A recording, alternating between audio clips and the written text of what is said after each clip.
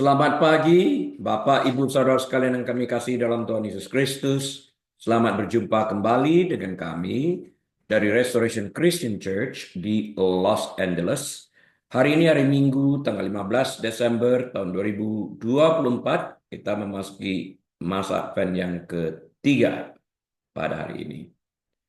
Saya Rili, Gembala Sidang, dan akan membahas sebuah topik yang saya beri judul The Birth of Jesus as a Sign.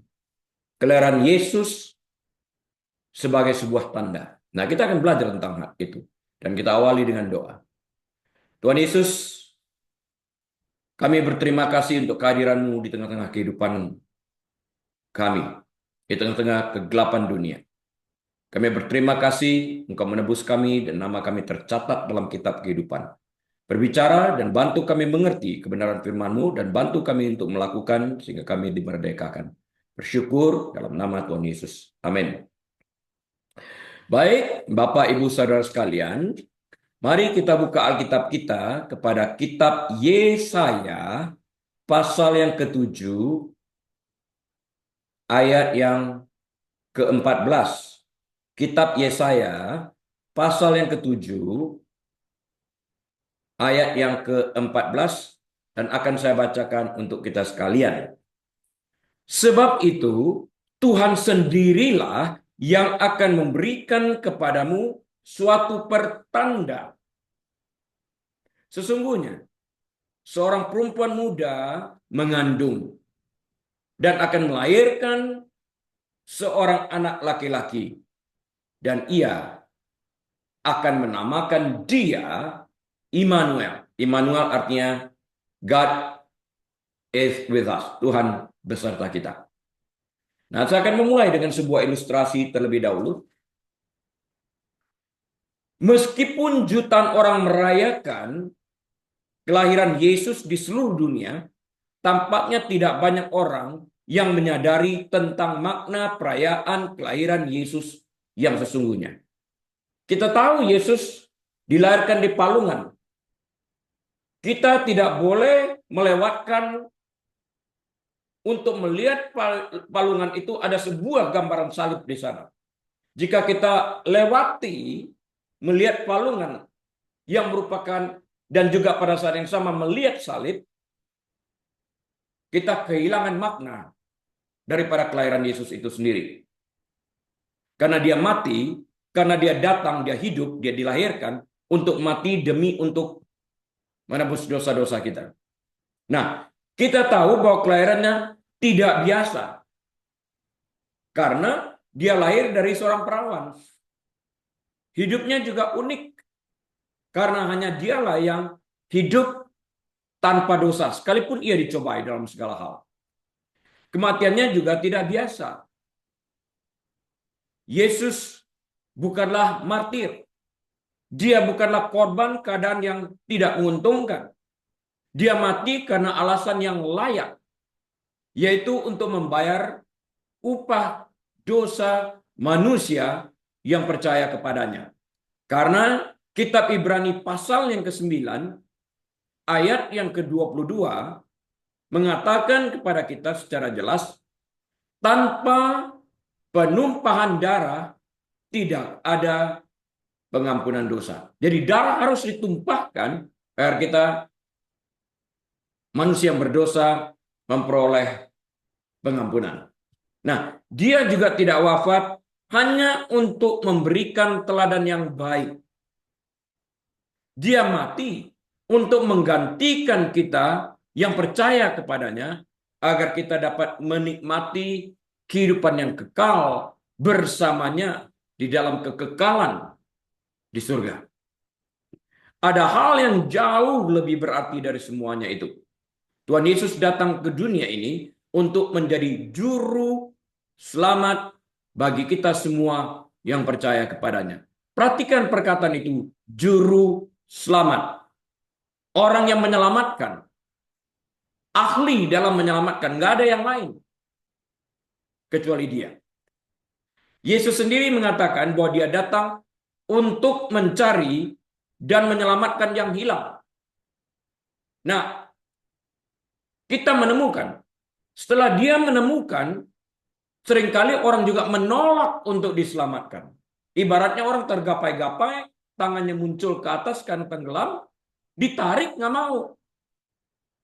Dia tahu dia tenggelam di dalam dosa. Yesus datang mengulurkan tangannya, ditolak. Namun, menyalahkan Yesus dengan mengatakan, kalau Tuhan sungguh baik, kenapa menciptakan neraka? Saya sudah pernah membahas ini, bahwa neraka tidak diciptakan untuk manusia, tapi untuk malaikat yang jatuh di dalam dosa yang disebut iblis. Dan pada saat yang sama, Alkitab mengatakan, di mana Bapamu berada, di situlah engkau berada. Jika Tuhan itu merupakan Bapamu, maka engkau akan berada di surga. Namun jika iblis merupakan Bapamu, engkau akan berada di neraka. Jadi jelas di dalam ini, keputusan untuk menentukan di mana kita akan menghabiskan masa kekekalan kita berada pada diri kita sendiri. Sekali lagi, Yesus sendiri mengatakan dia datang untuk mencari dan menyelamatkan yang hilang. Lukas 19 ayat 10. Pertanyaan, maukah kita memberikan diri kita kepada Yesus untuk diselamatkan? Bukankah pilihannya ada pada kita? Siapakah yang hilang?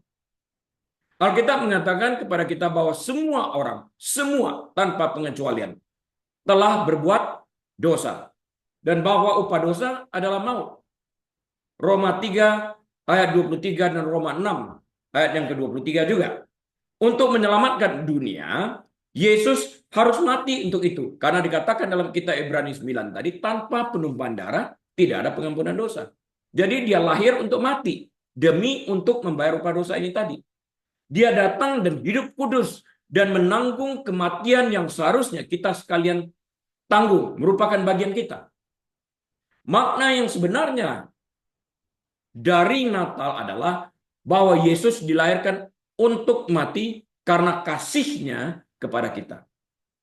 Karena dia disalibkan dan kemudian bangkit dari kematian, pengampunan dosa dan jaminan surga saat ini ditawarkan kepada semua orang yang mau percaya kepadanya. Ini ditawarkan kepada semua orang.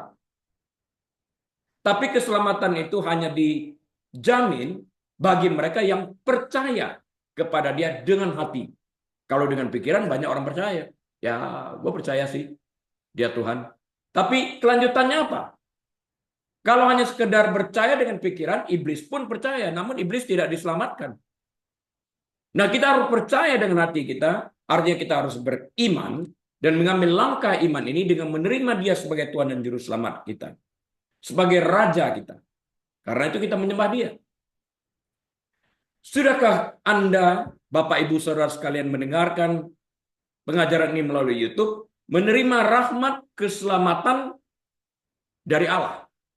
Jika Anda belum menerimanya, terimalah pada hari ini juga. Jangan menunda, karena hari esok bukan jaminan. Karena kita nggak tahu besok masih hidup atau tidak. Natal kali ini akan menjadi Natal Anda yang paling berarti dalam hidup Anda jika Anda menerima Kristus dan menjadikan dia Tuhan dan Juru Selamat Anda.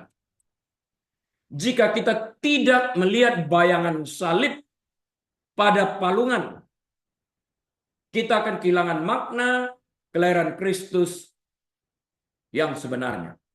Saya ulang, jika kita tidak melihat bayangan salib pada palungan, kita akan kehilangan makna kelahiran Kristus yang sebenarnya, bahwa dia lahir untuk mati demi untuk menebus dosa kita yang percaya kepadanya. Menurut Alkitab, bukan menurut saya, menurut Alkitab, kelahiran Yesus dianggap sebagai sebuah tanda karena menggenapi nubuat-nubuat dari perjanjian lama yang dinubuatkan oleh nabi-nabi perjanjian lama. Khususnya nubuat tentang seorang perawan yang melahirkan seorang putra yang menandakan kedatangan Mesias. Seperti yang dijelaskan dalam Yesaya pasal yang ke-7 ayat 14. Tanda ini semakin ditekankan oleh kemunculan bintang Bethlehem yang menuntun orang-orang bijak kepada Yesus yang baru lahir. yang menunjukkan status istimewanya sebagai seorang raja. Namun orang Majus ini tidak menyebutkan bintang Bethlehem ini sebagai bintang Bethlehem. Mereka menyebutnya sebagai bintangnya. Yang huruf besar menunjukkan kepada Kristus. Dalam hidup ini, kita mengenal begitu banyak tanda, dan masing-masing tanda itu memiliki arti sendiri-sendiri. Dalam pelajaran matematika misalnya, sejak kecil kita belajar matematika ya, ada arti. Misalnya kalau tanda minus, tanda kurang, sebuah strip yang datar begitu, kita mengenal, begitu kita lihat, oh ini tanda kurang. Kalau kita lihat tanda tambah, model salib, kita mengerti itu tanda tambah ada artinya. Kalau kita melihat tanda X, kita tahu itu tanda kali. Kalau kita melihat titik 2, kita tahu itu tanda bagi. Kalau kita melihat rambu lalu lintas berwarna merah, itu artinya stop, nggak boleh jalan. Ada artinya masing-masing. Kalau kita melihat panah menunjuk ke kanan, ada tanda silang. Oh, nggak boleh belok kanan, perboden. Ada artinya. Ya, semuanya itu memiliki makna.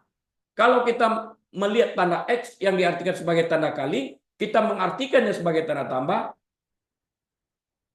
guru di sekolah akan menyalahkan. Kalau kita melihat 7 kali 7 sebagai 7 tambah 7, hasilnya berbeda, bukan? Tidak dapat dibenarkan. Jadi saat kita melihat tanda, kita harus mengerti makna yang dimaksudkan oleh tanda tersebut. Saya akan berbicara sedikit lebih dalam. Ini banyak saya bahas dalam pengajaran pendalaman Alkitab.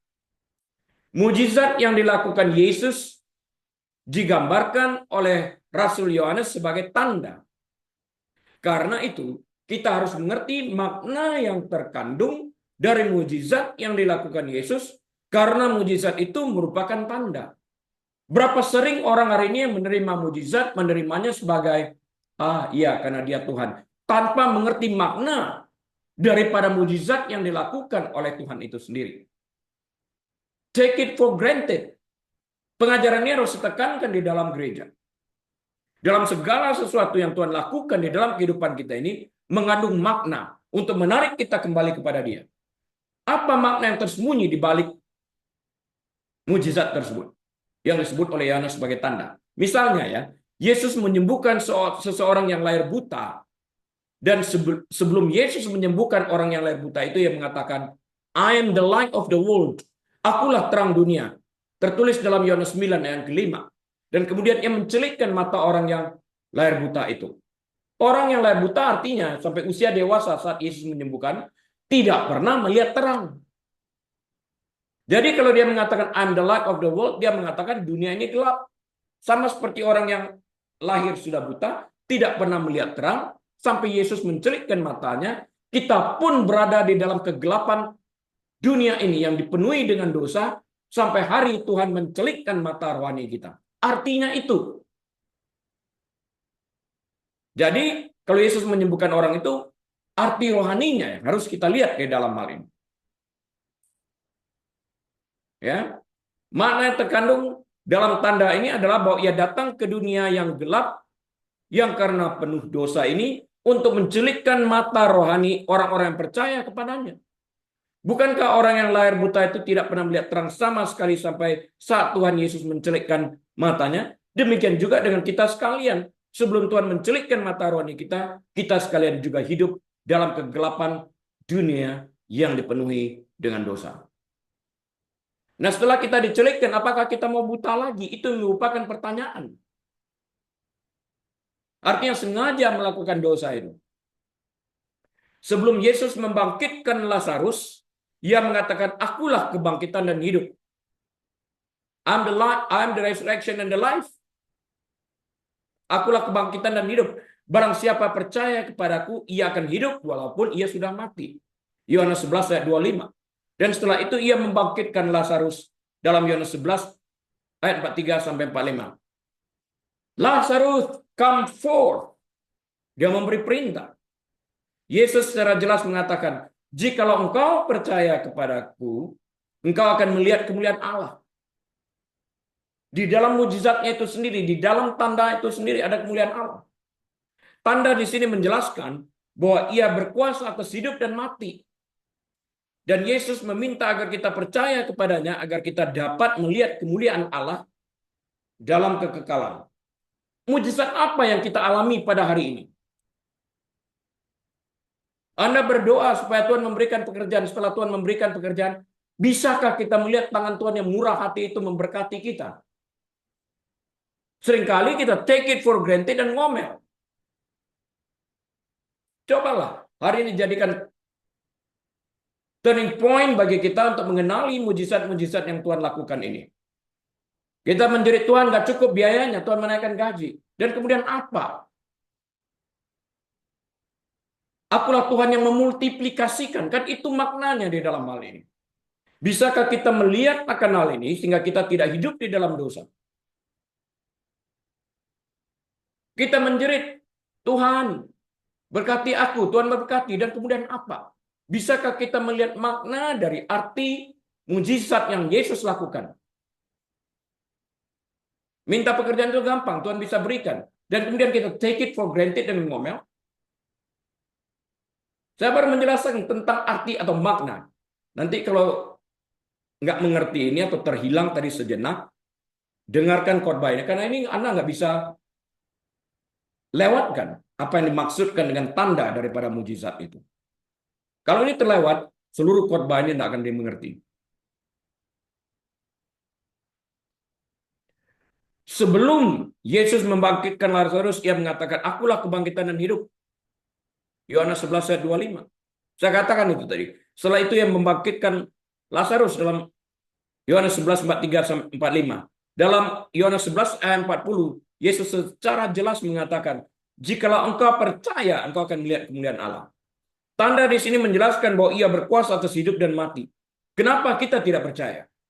Dan Yesus meminta agar kita percaya kepadanya, agar kita dapat melihat kemuliaan Allah dalam kekekalan. Pada saat ini mari kita pelajari poin-poin penting tentang kelahiran Yesus sebagai sebuah tanda. Nah, perhatikan ya, tadi sudah saya beri penjelasan secara detail arti atau dari sebuah mujizat, tanda atau makna dari semua mujizat yang terjadi dalam kehidupan kita agar jangan take it again for granted. Nah, sekarang saya lanjutkan dengan pengertian-pengertian lebih dalam. Ya. Apa artinya? Nah, sekarang poin yang penting itu pertama, gelaran Yesus itu sebagai sebuah tanda adalah karena penggenapan nubuat. Penggenapan nubuat. Kita pernah menerima nubuat. Dan itu digenapi. Kelahiran dari seorang perawan dianggap sebagai tanda utama karena secara langsung selaras dengan nubuat perjanjian lama dalam Yesaya, di mana Immanuel, yang berarti Tuhan beserta kita, dinubuatkan akan lahir dari seorang perawan. Tuhan beserta kita. Artinya dia nggak pernah tinggalkan kita. Kok nggak percaya? Dalam senang, dalam susah, dalam duka, semuanya dia hadir. Itu tertulis semua di dalam Alkitab. Kok kita nggak percaya? Dia ada di sana. Nah, kemudian waktu dia bergerak, jangan sampai kita melupakan missing the moment, missing the point. Sehingga waktu mujizat itu terjadi, we take it for granted dan seringkali kita tidak bersyukur apalagi mengerti makna daripada mujizat yang sedang terjadi. Saya imbau untuk mendengarkan sekali lagi penjelasan saya yang di atas tadi agar kita tidak terhilang. Sehingga kita dapat menikmati berkat-berkat mujizat-mujizat yang Tuhan lakukan karena kita mengerti arti semuanya itu. Sehingga kita berhenti ngomel. Yang kedua, bintang Bethlehem. Munculnya sebuah bintang unik di langit seperti yang dijelaskan dalam Alkitab dipandang sebagai tanda surgawi yang menunjukkan pada kelahiran Mesias. Makna dari tanda ini adalah kelahiran Yesus yang ditandai dengan tanda-tanda ini.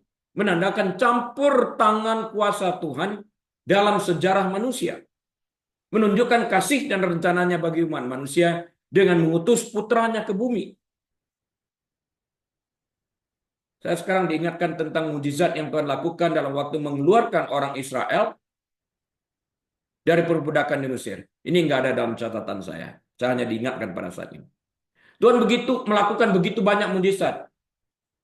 Laut Merah terbelah.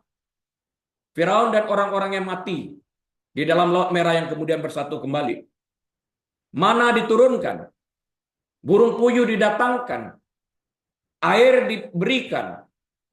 Sehingga Musa pun dalam kemarahannya memukul batu karang untuk kedua kalinya. Padahal diperintahkan untuk berbicara pada kali keduanya, untuk memukul. Benar, pada pertama kali dipukul. Sehingga dia tidak dapat masuk ke tanah perjanjian. Ini semuanya disebabkan karena orang-orang Israel yang telah mengalami mujizat ini murmur, ngomel. Dan Tuhan katakan, sampai berapa lama lagi aku dinista? Karena mereka ngomel terus. Waktu masih dalam keadaan perbudakan, menjerit Tuhan bantu. Tuhan keluarkan ngomel.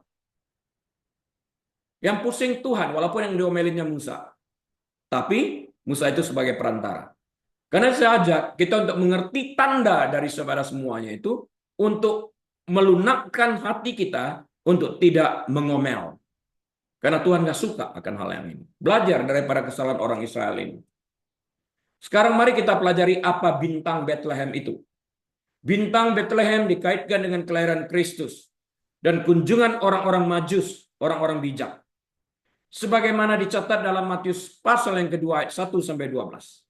Teks tersebut menyiratkan bahwa bintang Bethlehem hanya tampak bagi orang-orang Majus di timur, kemungkinan besar wilayah Persia atau Iran modern pada hari ini.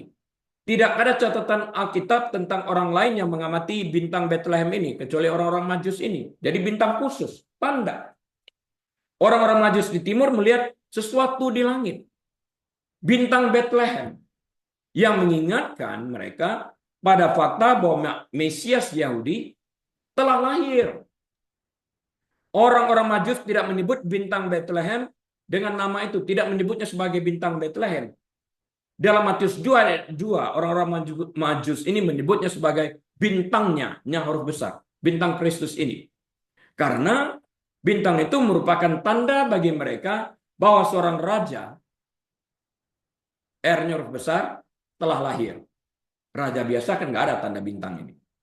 Bintang itu mendorong orang-orang Majus untuk pergi ke Yerusalem, ibu kota Israel. Jadi kalau kita mengerti ini, Yerusalem itu sejak dulu, sejak zaman kuno sudah menjadi ibu kota Israel. Itu milik orang Yahudi. Itu sejarah dan itu kebenaran yang tertulis dalam Alkitab. Jadi nggak ada keterangan lain. Ini akan menjadi tempat yang logis untuk mulai mencari kelahiran raja orang Yahudi bagi seseorang yang tidak mengetahui nubuat Mika tentang Bethlehem. Jadi kalau nggak mengerti tentang kelahiran raja ini, ya di mana mau carinya, dimulai dululah di ibu kota, di Yerusalem ini.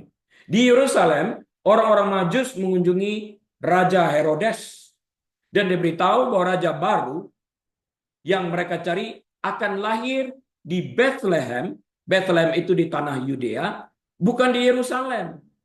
Tertulis dalam Matius 2 yang kelima.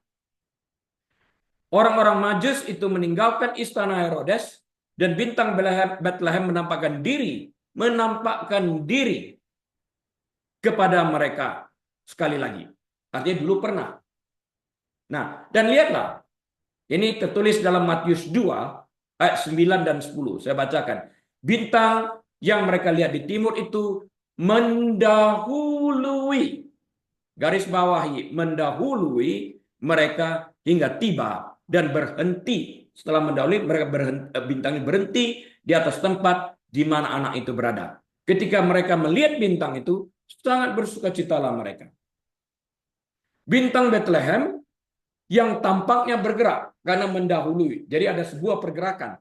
Menuntun orang-orang Majus ini ke tempat yang tepat di mana mereka menemukan Yesus. Karena pada saat itu, ketika dia tiba di tempat di mana Yesus berada, bintang itu berhenti bergerak. Nah, dalam bahasa hari ini, bintang Bethlehem ini berfungsi sebagai GPS. Kita mengerti GPS untuk menuntun orang-orang Majus ini untuk tiba di tempat di mana Yesus berada. Kalau enggak, mana mungkin? Enggak ada alamatnya kan? Bagaimana mungkin? Harus ada sesuatu yang menunjukkan. Nah, penggambaran modern tentang adegan kelahiran Yesus biasanya menunjukkan orang-orang Majus mengunjungi Yesus pada malam kelahirannya. Itu mungkin bukan yang sebenarnya terjadi. Mereka masih berjalan, bukan pada malam kelahirannya. Nggak mungkin kan? Raja Herodes mengetahui dari orang-orang Majus itu waktu yang tepat pada saat bintang Bethlehem pertama kali menampakkan diri kepada mereka dalam Matius 2 yang kedua tadi, dalam Matius 2 yang ketujuh tadi. Dan ia kemudian memerintahkan semua anak laki-laki berusia 2 tahun ke bawah di Bethlehem untuk dibunuh. Matius 2 ayat 16. Kejam. Tujuannya adalah supaya jangan ada yang tersisa. Supaya Yesus masuk ke dalam kategori anak-anak di bawah 2 tahun itu untuk dibunuh. Cemburu. Lagi nih kita lihat. Jahat berdasarkan cemburu. Gunanya apa? Solusinya apa? Herodes jelas mengira bintang Bethlehem pertama kali muncul saat Kristus lahir. Jika ia benar, maka Yesus mungkin berusia hingga 2 tahun saat bintang Bethlehem kemudian menuntun orang-orang Majus melewati jalan-jalan di Bethlehem. Perkiraannya seperti itu. Orang cerdas. Kata Yunani yang diterjemahkan sebagai anak kecil dalam Matius 2:9 dapat berarti apa saja, mulai dari bayi yang baru lahir hingga balita sampai 5 tahun. Jadi perkirakan seperti itu. Jadi orang-orang Majus mungkin pertama kali mengamati bintang Bethlehem pada malam kelahiran Yesus. Nah, kita melihat juga para gembala di padang melihat malaikat kan memberitahukan tentang kelahiran Yesus. Dari sini orang Majus melihat bintang. Atau mereka mungkin pertama kali melihatnya hingga 2 tahun sebelumnya. Ya, apapun itu, mereka menemukan Yesus masih di Bethlehem saat mereka tiba. Yusuf dan Maria hampir pasti tinggal di Bethlehem hingga Maria dapat berpergian lagi. Bahkan mereka mungkin tinggal di sana selama 40 hari yang diperlukan untuk menyelesaikan pemurnian Maria. Itu berdasarkan hukum Taurat setelah melahirkan. Dari Bethlehem, mereka dapat dengan mudah melakukan perjalanan sejauh 5 mil ke Yerusalem untuk mempersembahkan korban pemurnian Maria. Lukas 2 yang ke-22. Fakta bahwa orang-orang Majus datang ke sebuah rumah seperti yang tertulis dalam Matius 2 yang ke-11 dan bukan kandang masuk akal. Karena Yusuf tentu saja memindahkan keluarganya ke tempat yang lebih aman, ke tempat yang lebih layak, sesegera mungkin. Kemungkinan besar keesokan paginya, bukan? Setelah Yesus lahir, masa tinggal terus di kandang domba? Nggak layak banget. Setelah melihat bintang Bethlehem, orang-orang Majus itu pergi ke Yerusalem untuk mencari Mesias. Timbul pertanyaan, bagaimana orang-orang Majus Persia bisa tahu tentang Mesias Yahudi? Taunya dari mana? Tidak diragukan lagi, mereka pasti sudah membaca tulisan Nabi Yahudi di kitab Daniel. Ingat, Daniel dulu kan berada di sana. Yang pernah menjadi kepala istana di Persia. Daniel ini. Dia dibuang saat dia berumur 17 tahun ini. Daniel 9 ayat 24 sampai 27 adalah nubuat yang memberikan garis waktu kelahiran Mesias. Selain itu, mereka mungkin sudah mengetahui perkataan Nabi kafir Bileam yang berasal dari kota Petor di Sungai Efrat dekat Persia, ya. Dalam Bilangan 24 ayat 17. Nubuat Bileam secara khusus menyebutkan sebuah bintang dan tongkat kerajaan yang muncul dari Yakub. Yang muncul dari Yakub. Bilangan 24 ayat 17. Nah, apa sebenarnya bintang Bethlehem itu? Kita harus tahu juga. Jadi kalau membaca Alkitab, kita harus bertanya dan menyelidiki. Jawabannya kita temukan juga dari Alkitab. Kata Yunani yang diterjemahkan sebagai bintang dalam teks tersebut adalah kata aster, yang merupakan kata umum untuk bintang atau benda-benda yang ada di langit. Aster. Kata tersebut digunakan 24 kali dalam Perjanjian Baru dan sebagian besar merujuk pada benda langit. Kata tersebut dapat digunakan untuk menunjukkan malaikat. Seperti dalam Wahyu 12 ayat yang keempat, di mana aster tampaknya merujuk pada malaikat yang jatuh yang mengikuti pemberontakan setan. Mengikuti pemberontakan Lucifer melawan Yahweh, Allah. Aturan dasar penafsiran Alkitab menyatakan bahwa kita harus mengambil makna normal dari sebuah kata kecuali bukti kuat yang menunjukkan sebaliknya. Kalau enggak, cara menafsirkan Alkitab seperti itu. Lihat konteksnya apa. Dalam hal tersebut, bintang Bethlehem harus dianggap sebagai benda langit yang sebenarnya. Banyak sarjana Alkitab menyarankan penjelasan alami untuk bintang Bethlehem. Teori mereka, jadi teori daripada para ahli ini adalah berkisar dari supernova hingga komet hingga ke sejajaran planet. Sesuatu di langit yang memberikan cahaya yang lebih terang dari yang biasanya di langit. Nah, namun Bapak Ibu Saudara sekalian, ada bukti yang menunjukkan bahwa bintang Bethlehem bukanlah fenomena bintang alami, tetapi sesuatu yang tidak dapat dijelaskan oleh sains. Tadi dikatakan hanya dapat terlihat oleh orang Majus yang berasal dari daerah Persia ini. Kelihatannya seperti itu. Tidak dilihat oleh orang lain. Herodes saja nggak lihat kok. Pertama, fakta bahwa bintang Bethlehem tampak hanya muncul pada orang Majus menunjukkan bahwa ini bukan bintang biasa. Garis bawahi, bukan bintang biasa ini. Selain itu, benda-benda langit biasanya bergerak dari timur ke barat. Ya, dari timur ke barat. Benda-benda di langit itu bergerak dari timur ke barat. Ya, karena rotasi bumi. Namun bintang Bethlehem menuntun orang Majus dari Yerusalem ke selatan menuju Bethlehem. Nggak biasa kan? Tidak hanya itu, tetapi juga menuntun mereka langsung ke tempat di mana Yusuf dan Maria tinggal. Berhenti di atas kepala di mana anak tersebut berada. Tidak ada fenomena bintang alami yang dapat melakukan itu. Nggak ada. Ini khusus. Ini tanda seorang raja telah lahir. Ada bintang yang mengarahkan orang untuk dapat menemukan raja itu. Sehingga tidak disesatkan. Jadi, kita menggunakan kata bintang yang normal tidak sesuai dengan konteksnya. Kalau bintang ini bintang normal, bintang dalam keadaan normal seperti yang kita lihat di langit pada malam hari, kan nggak normal karena bintang itu nggak bergerak seperti menunjukkan berhenti di tempat sana, kan nggak pernah ada sesuatu seperti gitu menjadi petunjuk. Dari apa yang sesuai dengan ini? Bagaimana cara kita menafsirkan ini?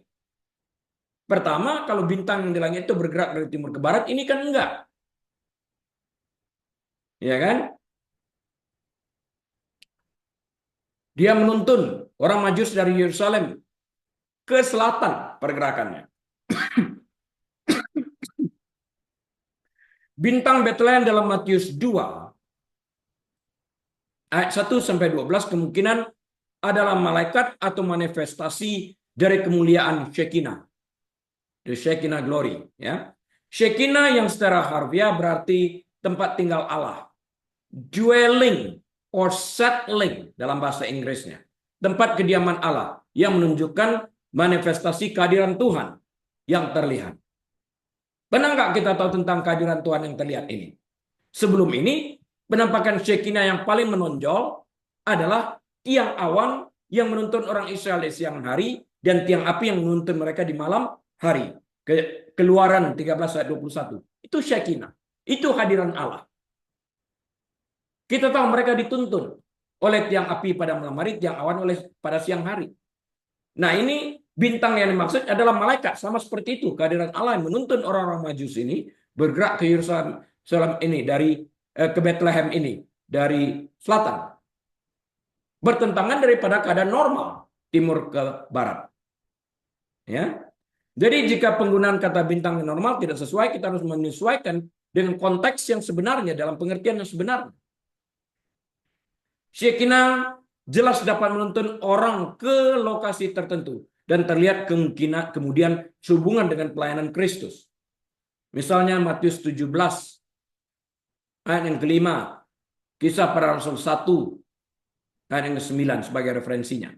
Baik malaikat maupun Shekinah akan cocok dengan buktinya. Seharusnya tidak mengejutkan kita bahwa Allah akan menggunakan tanda ajaib untuk menandai kedatangan putranya ke dunia. Mereka yang memiliki mata untuk melihat dengan sukacita menyaksikan kemuliaannya. Jadi kita harus mengertikan tanda itu sebagai tanda. Ada makna di dalam tanda itu. Jadi kalau membaca Alkitab, kita harus mengerti makna itu. Sama seperti makna yang tersirat di dalam mimpi. Mimpi itu ibarat sebuah bahasa yang harus diterjemahkan. Mujizat seperti itu juga yang saya sampaikan secara detail tadi. Apa artinya? Sejauh ini kita telah belajar tentang bintang yang dihadirkan sebagai tanda akan kelahiran Sang Juru Selamat. Ini bukan bintang yang normal di langit yang kita lihat pada malam hari itu. Ini Shekinah. Malaikat yang ditunjuk. Kehadiran Tuhan di sana. Tanda berikutnya yang ingin kita pelajari adalah bahwa Sang Juru Selamat akan dilahirkan oleh seorang perawan. Pertanyaan yang harus kita ajukan untuk menyelidiki tentang tanda ini adalah, mengapa kelahiran dari seorang perawan begitu penting? Ini satu-satunya ya, anak yang dilahirkan dari seorang perawan. Hari ini nggak ada lagi yang lain. Nggak ada. Nggak ada. Ini satu-satunya. Jadi jelas di sana ada campur tangan ilahi di dalam hal ini. Ajaran kelahiran dari seorang perawan mengajarkan bahwa Yesus Kristus, Sang Juru Selamat, dilahirkan dari seorang perawan yang menggambarkan kemurnian, kesucian. Perawan itu murni, suci, kudus. Belum tercemar, tidak tercemar. Artinya ketika Maria mengandung Yesus, ia belum pernah melakukan hubungan badan. Dia mengatakan, I know no man. I'm not married. Karena itu kelahiran Yesus benar-benar ajaib yang melibatkan kuasa ilahi.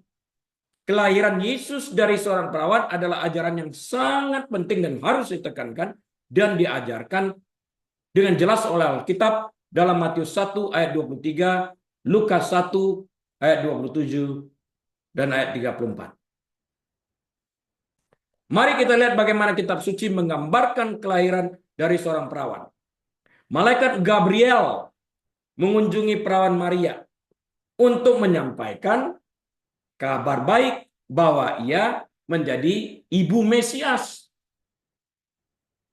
Dia ibu Mesias tapi bukan ibu Tuhan. Tuhan tidak beribu, tidak berbapak. Dia roh.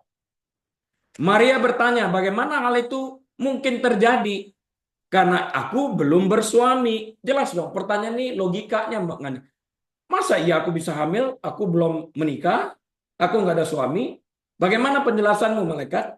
Itu pertanyaan yang sah dan legit. Lukas 1 ayat 34. Jawaban Gabriel menunjukkan sifat ajaib dari konsepsi itu. Dia memberikan informasi sesuai dengan pertanyaan Maria.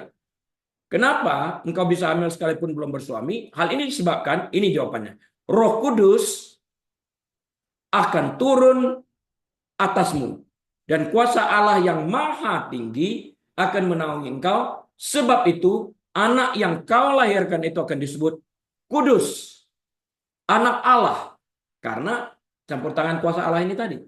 Lukas 1 ayat 35. Malaikat itu tidak menunjuk kepada tindakan manusia apapun. Artinya Yusuf tunangannya tidak mengambil bagian, tetapi kepada Roh Kudus dan kuasa Allah sebagai perantara kelahiran Yesus. Yesus akan disebut anak Allah. Jelas tertulis dalam Lukas 1 ayat 35. Ya, Roh Kudus akan turun atasmu dan kuasa Allah yang Maha Tinggi akan menaungi engkau. Jadi kau hamil disebabkan karena campur tangan ilahi. Bukan campur tangan Yusuf. Bukan. Gabriel kemudian menyampaikan berita itu kepada Yusuf. Yusuf kan bingung. Itu istrimu hamil. Aku nggak pernah berhubungan badan kok bisa hamil. Pasti bukan anakku. Kan itu. Nah sekarang diberikan mimpi kepada Yusuf. Yang telah bertunangan dengan Maria. Yusuf tertulis dalam Matius 1 ayat 20. Matius 1 ayat 20. Di mana malaikat Gabriel ini berkata, Yusuf, anak Daud, janganlah engkau takut mengambil Maria sebagai istrimu. Sebab anak yang di dalam kandungannya adalah dari Roh Kudus. Ini one on one ini harus disampaikan. Ini berita penting yang tidak boleh terlewatkan. Mengapa dalam mimpi? Karena dalam keadaan mimpi dia rileks, tidur, tidak ada perlawanan, dan semua berita ini dapat diterima dalam keadaan posisi netral. Ya, Yusuf memerlukan informasi ini. Kenapa? Karena ternyata ia, maksudnya Maria, mengandung dari Roh Kudus sebelum mereka hidup sebagai suami istri. Matius 1 ayat 18. Karena menerima firman Allah tentang hal itu, Yusuf mengambil Maria sebagai istrinya. Tetapi Maria tetap perawan sampai setelah Yesus lahir, seperti yang tertulis dalam Matius 1 ayat 25. Tetapi tidak bersetubuh dengan dia sampai ia melahirkan anaknya laki-laki dan Yusuf menamakan dia Yesus. Setelah itu baru mereka belum hubungan badan dan ada saudara-saudara Yesus di sana. 4 orang. Ya. Mari kita sejenak melihat perbedaan respon. Kita harus tahu nih perbedaan respon antara Zakaria yang adalah seorang imam, harusnya mempunyai iman yang lebih nih, dan Maria pada saat menerima kabar dari malaikat Gabriel. Sama malaikatnya. Ketika Gabriel memberitahu Zakaria, seorang imam tua, bahwa ia dan istrinya akan mengandung, imam itu bereaksi dengan ragu. Lukas 1 ayat 13 dan ayat 18. Ia tidak yakin apakah pesan malaikat itu benar. Dia meragukan berita yang disampaikan oleh malaikat Gabriel sebagai utusan Allah. Artinya dia ragu kepada Allah itu sendiri. Malaikat kan hanya sebagai tukang pos, menyampaikan berita. Kalau Anda mendapatkan surat dari tukang pos tidak bertanggung jawab atas isi surat tersebut. Anda kalau dapat uang 100 juta pun, tukang pos kan nggak kebagian. Kalau Anda ditagih utangnya pun, tukang pos kan nggak kebagian. Nah, sekarang malaikat Gabriel yang menyampaikan pesan bahwa Elizabeth akan hamil. Itu berita. Responnya Zakaria ini nggak percaya. Ini penghinaan kepada Tuhan. Ketika Gabriel memberitahu Zakaria seorang imam tua bahwa ia dan istrinya akan mengandung, imam itu bereaksi dengan ragu. Ia tidak yakin apakah pesan malaikat itu sebagai utusan Allah benar nggak? Sebagai tanggapan, Gabriel membisukan Zakaria itu untuk sementara waktu. Lukas 1 ayat 19-20. Bisu kamu. Tanda. Tanda apa? Karena engkau nggak percaya. Karena itu jangan berbicara. Pikirkan dulu. 6 bulan kemudian Gabriel menyampaikan pesan yang sama. Pesan yang bahkan lebih menakjubkan. Tentang kehamilan juga. Kali ini kepada seorang wanita muda bernama Maria. Nah ini Zakaria dia beristrikan Elizabeth. Ini Maria belum menikah, baru betroth, tunangan. Lukas 1 ayat 26-28. Putra imam, jadi maksudnya imam Zakaria ini, yaitu Yohanes Pembaptis, akan menjadi pewarta yang paling penting tentang Mesias ini. Tertulis dalam Lukas 1 ayat 16 dan 17. Namun Maria akan melahirkan anak Allah yang sesungguhnya, Yesus, Sang Mesias, itu sendiri. Lukas 1 ayat 31 dan 33. Tanggapan Maria ini mirip dengan Zakaria dalam bentuk pertanyaan. Bedanya di mana? Tapi tidak seperti Zakaria, Maria tidak meragukan apakah berita yang disampaikan malaikat sebagai utusan Allah benar. Dia nggak ragukan ini. Zakaria meragukan, sekalipun ia seorang imam. Sebaliknya, ia bertanya, bagaimana kabar atau berita itu akan digenapi? Karena aku kan belum bersuami. Tolong dong ajarkan aku. Help me understand it. Walk me through to the place that enable me to understand the message. I do not understand the message, for I am not married yet.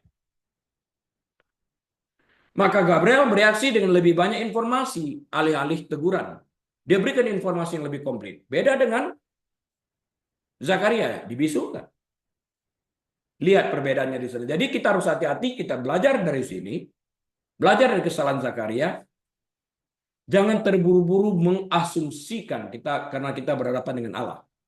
Ketika Adam berdosa, Kejadian 3, 9-12, ia membawa sifat dosa kepada manusia yang diwariskan kepada semua anak Adam. Roma 5 ayat 12, Roma 5 ayat 17 dan 18.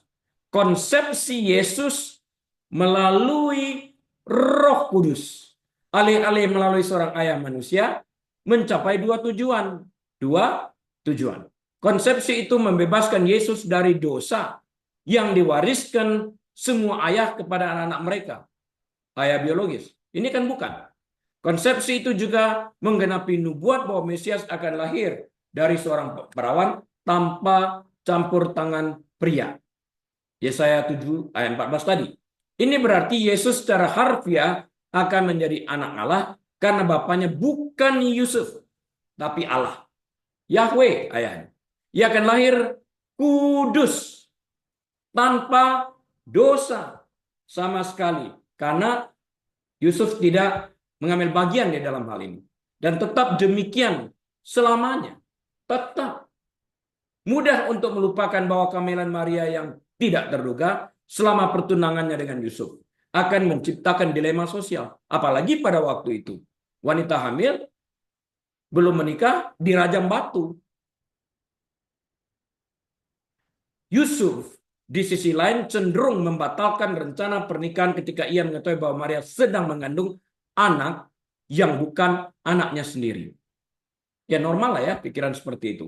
Matius 1 ayat 19-20. Bahkan ketika Yesus sudah dewasa, rumor tentang kelahirannya akan digunakan sebagai penghinaan oleh musuh-musuhnya. Dia dibully. Kita tahu tentang hal itu. Yohanes 8 ayat 19 dan ayat 41. Berita bahwa ia akan mengandung sebagai wanita yang belum menikah menyiratkan beban tersendiri secara emosional, secara psikologikal bagi Maria. Aib kan? Apa kata orang tuanya?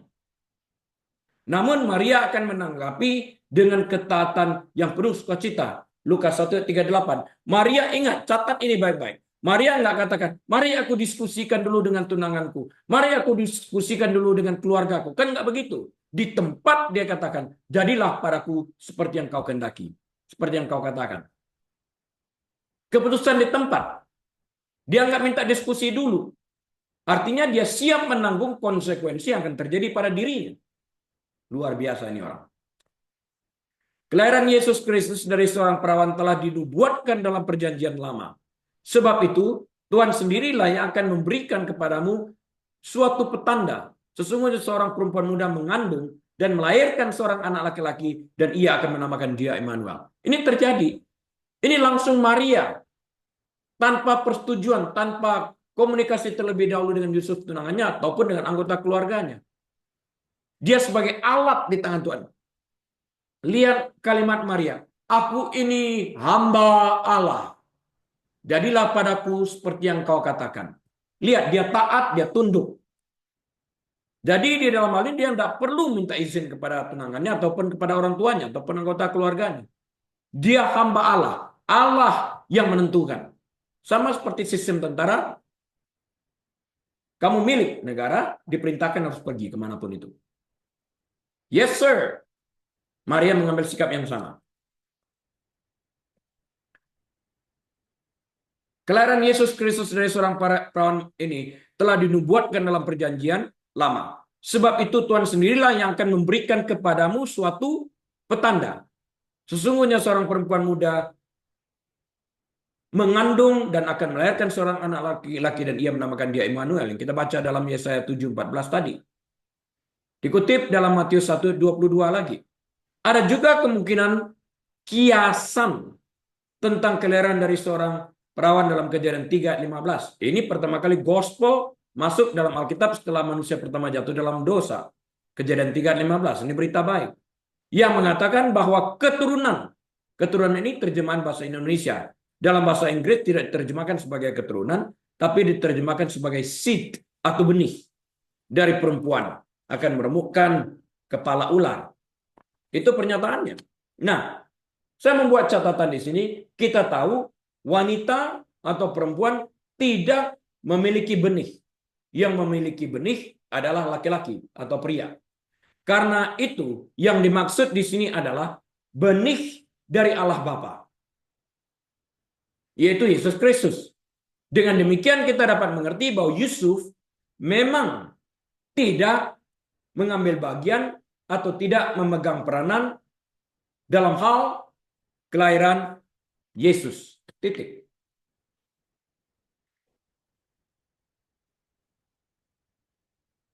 Murni dari Allah. Cuma numpang pinjam rahim Maria. Bisakah Allah menghadirkan Yesus tanpa menggunakan Maria? Bisa. Tapi akan lebih ribet. Dia harus menjadi manusia. Lahir dari seorang manusia. Sama seperti yang lainnya. Dicobai, hanya tidak berbuat dosa, dan mati untuk membayar upah dosa tersebut. Konteksnya itu. Alkitab mengajarkan tentang praeksistensi, artinya sebelum Yesus menjadi manusia. Ya, Alkitab mengajarkan tentang praeksistensi anak Allah yang kekal. Dalam Yesaya pasal yang ke-9, ayat yang ke-6, anak yang dilahirkan dikatakan di sana juga adalah anak yang diberikan. Dilahirkan, tapi juga diberikan. Diberikan oleh siapa? Diberikan kepada kita manusia, meminjam rahim seorang manusia untuk melahirkannya sebagai hadiah kepada kita yang berdosa yang mau percaya kepadanya. Karena itu dua kalimat penting di sini. Dilahirkan dan diberikan. Dengan cara yang sama, Galatia 4 ayat ke-4 juga mengajarkan tentang praeksistensi dan kelahiran Kristus dari seorang wanita. Allah mengutus anaknya yang lahir dari seorang perempuan. Kelahiran dari seorang perawan penting karena itu adalah firman yang menjadi manusia. Firman yang menjadi manusia. Yohanes 1 ayat ke-14. Inkarnasi adalah ketika putra Allah yang hidup dalam kekekalan sebelum segala dunia dan segenap isinya dia jadi, ia sudah ada dalam kekekalan, memilih untuk mengambil rupa manusia tanpa kehilangan sedikit pun sifat ilahinya. Ia menambahkan sifat manusia, sebuah peristiwa yang ajaib yang mengubah sejarah itu terjadi di rahim seorang perawan yang bernama Maria. Dia Allah 100% dan kepada karakter Allah ini ditambahkan sifat manusia. Ya, jadi dia 100% Allah dan 100% manusia. Dalam kelahiran dari seorang perawan yang tidak berwujud, roh dalam hal ini, dan yang berwujud rahim Maria. Ada dua hal di sini, sama-sama terlibat. Yang tidak berwujud, tidak terlihat, roh, dan yang berwujud itu adalah rahim, mengambil bagian dalam kelahiran Sang Mesias ini. Sama seperti pada penciptaan. Bayangkan dulu analoginya ini ya, pada penciptaan. Bumi belum terbentuk dan kosong. Dan gelap gulita menutupi samudera raya. Kejadian 1 ayat 2. Bayangin, belum ada apa-apa yang gelap gulita menutupi dunia ini. Kosong. Belum ada apa-apanya. Rahim Maria adalah tempat yang kosong dan tandus ibarat bumi ini yang gelap gulita. Belum ada apa-apanya. Tandus. Ya.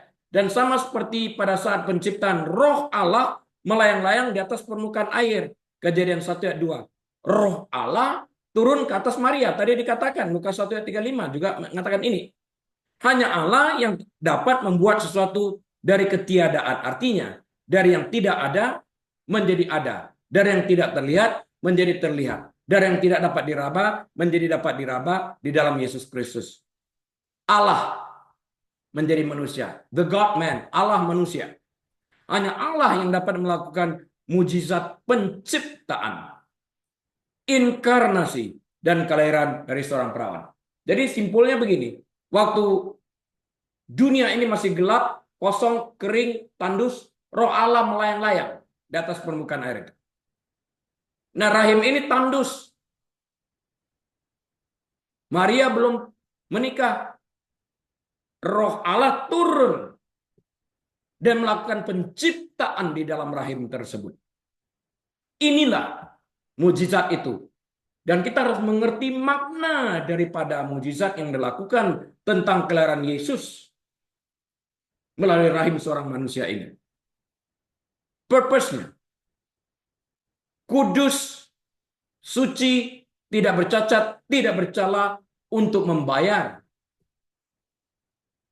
upah dosa. Karena itu dia mengatakan, iblis datang untuk mencuri, membunuh, membinasakan. Dia balik ini, hei, aku datang justru untuk memberikan kehidupan yang berkelimpahan. Jangan itu diterjemahkan sebagai harta karun dalam pengertian uang. Bukan. Kekayaan yang dimaksud adalah kehidupan kekal bersamanya di surga. Lihat konteks yang tertulis dalam Injil Yohanes pasal 9 itu. Kelahiran dari seorang perawan penting karena ia memelihara kebenaran bahwa Yesus sepenuhnya adalah Allah dan sepenuhnya manusia pada saat yang sama. Tubuh fisiknya ia terima dari Maria sebagai anak kandungnya. Namun kodratnya yang kekal dan kudus ada miliknya sejak kekal di dalam kekekalan itu sendiri. Lihat Yohanes 6 ayat 69. Yesus tidak memiliki kodrat dosa, enggak ada. Ibrani 7 ayat 26. Dan karena itu mampu menjadi pengganti kita yang sempurna. 1 Petrus 1 ayat 19. Menaklukkan dosa dan kematian sekali untuk selamanya. Ibrani 10 ayat 10. Saya sebutkan ayat-ayat ini sebagai referensi bagi yang berkenan untuk belajar lebih lanjut. Ia tidak hanya mampu menghapus dosa kita, tetapi ia juga dicobai dalam segala hal seperti kita. Tetapi tanpa dosa. Ia tidak tunduk kepada pencobaan tersebut. Ia menang atas pencobaan. Kita harus mampu. Karena itu ia adalah korban kita yang sempurna dan juga mampu berempati dengan kelemahan kita. Ibrani 4 ayat 15. Allah kita secara ajaib menjadi manusia untuk menyelamatkan kita dan dengan murah hati menyatakan kasih-Nya bagi kita. Kelahiran Yesus dari seorang perawan adalah contoh dari pekerjaan Allah yang murah hati bagi kita. Allah mengambil inisiatif. Maria tidak ingin hamil karena ia belum menikah. Itu semua adalah ide Allah Bapa. Yusuf tidak memiliki peran dalam pembuahan. Tubuhnya tidak terlibat. Jadi kuasa itu harus datang dari Allah. Roh Kudus menaungimu. Dan kuasa Allah ada dalam kehidupanmu ini, menaungi dia. Dengan cara yang sama, keselamatan kita hanya dapat didasarkan pada inisiatif dan kuasa Allah, bukan pada kita. Bukan kita yang mencari Allah, tetapi Dia yang mencari kita. Dan kita tidak melakukan apapun untuk memperoleh keselamatan, tapi kita mengandalkan kuasa Allah. Jadi jangan katakan, waktu aku bertemu Yesus. No, waktu Yesus menemukan aku, itu konteks yang benar. Tidak mengherankan, musuh-musuh Yesus di antara orang-orang sesamanya bahkan sampai saat ini menyangkal kelahirannya dari seorang perawan. Mereka bukan menuduh Yesus sebagai mereka bahkan menuduh Yesus sebagai seorang Samaria, yaitu orang yang berdarah campuran. Yohanes 8 ayat 48, penghinaan.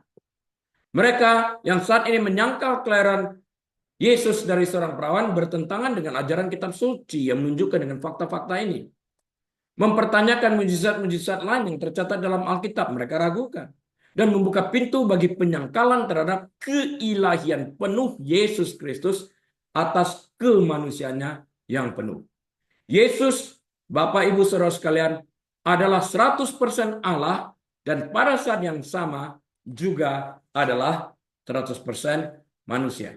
Kesimpulan atau summary saya dari pengajaran pagi hari ini adalah, yang pertama, dalam agama Kristen, kelahiran Yesus dianggap sebagai tanda yang penting karena menandai penggenapan nubuat yang ajaib, di mana seorang perawan akan mengandung dan melahirkan seorang putra yang menandakan kehadiran Tuhan di bumi sebagai Immanuel, yang berarti Tuhan beserta kita. God is with us.